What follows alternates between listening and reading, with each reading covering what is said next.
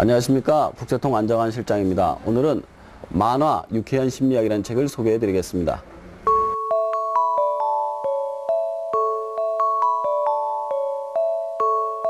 원래 이 책은 유쾌한 심리학이라는 책이 있습니다. 그 책의 만화 버전인데요. 그래서 이 책은 처음에 나와 있는 내용들을 좀 더 추려서 재미있게 구성한 그런 책이 되겠습니다.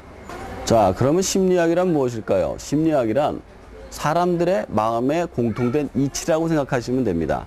책 속에서는 이것을 마음에 달려있는 스위치라고 이야기를 하는데요.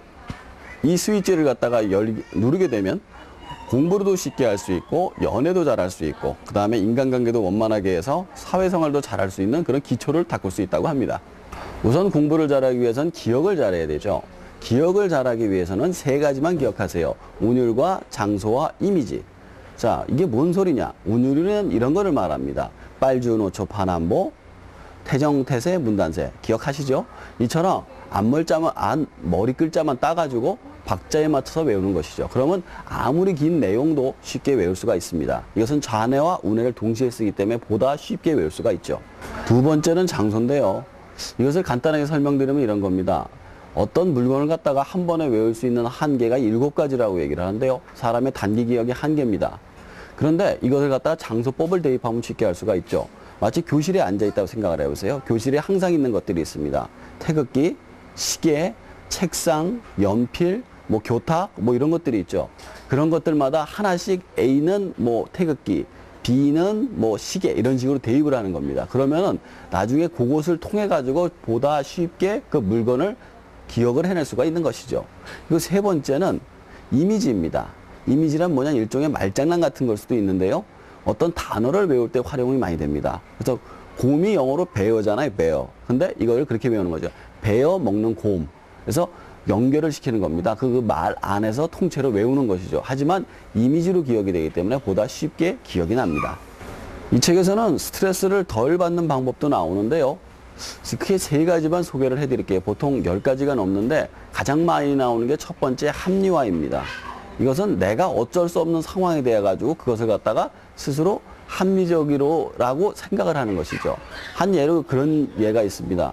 회사를 다니면서 맨날 그러죠. 우리가 아예 때려치고 만다고. 하지만 때려칠 수는 없습니다. 왜냐하면 처자식을 먹여 살려야 되기 때문이죠. 마찬가지로 이런 식으로 어쩔 수 없이 합리화를 어떤 일에 대해서 계속 시키는 겁니다. 근데 참 재밌는 사실은 무엇이냐?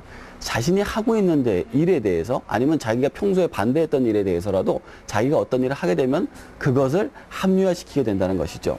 예를 들어서 어떤 문제를 반대했던 사람이에요. 하지만 자기가 그 직책에 해야만 된다 그러면 그 일을 갖다 스스로 합리화시키는 그런 경향이 있다는 사실입니다.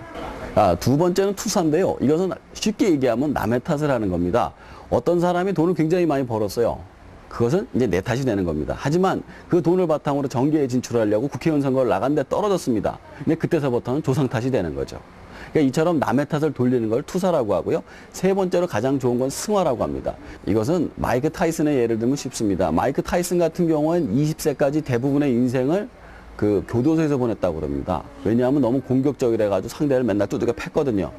그랬는데 이 사람이 그 공격성을 가지고 링 위에서 발휘함으로써 결국 엄청나게 훌륭한 권투 선수가 됐죠. 이와 같은 경우를 승화라고 합니다. 제가 그리고 마지막으로 재미있게 본 부분이 있는데 그것은 바로 사람 간의 거리를 통해 가지고 그 사람의 관계를 알 수 있다고 합니다. 자, 예를 들어 보면 이런 거죠. 엄마하고 아이 같은 경우나 아니면 연인 같은 경우 50cm. 그리고 어떤 일반적인 비즈니스의 거리 같은 경우에는 1m. 그리고 상대방하고 좀 잘 알지 못하는 사람의 경우 떨어져서 이야기하는 거리가 한 2m 정도 된다고 그러고요. 강이라든가 아니면 어떤 약장수가 얘기하는 건 3.5m에서 7m 정도 된다고 합니다. 이처럼 적합한 거리를 통해 가지고 상대방한테 이야기를 전달하는 것이죠. 그래서 이런 것 이외에도 상대방하고 친밀감을 할 때 눈빛을 얼마나 마주치는가 아니면 이 사람과의 신체 접촉 횟수 등을 통해 가지고 알 수 있는 방법이 있다고 합니다. 한번 읽어보시고요. 자신의 생활에서 활용할 수 있는 부분을 찾아보시면 좋으실 것 같습니다. 제가 이 책을 소개하면서 맨 처음에 유쾌한 심리학을 읽은 적이 있어요. 하지만 만화책으로 보니까 더 재미있더라고요. 한번 어린이서부터 어른까지 읽어보시면 참 좋은 책이 될 것 같습니다.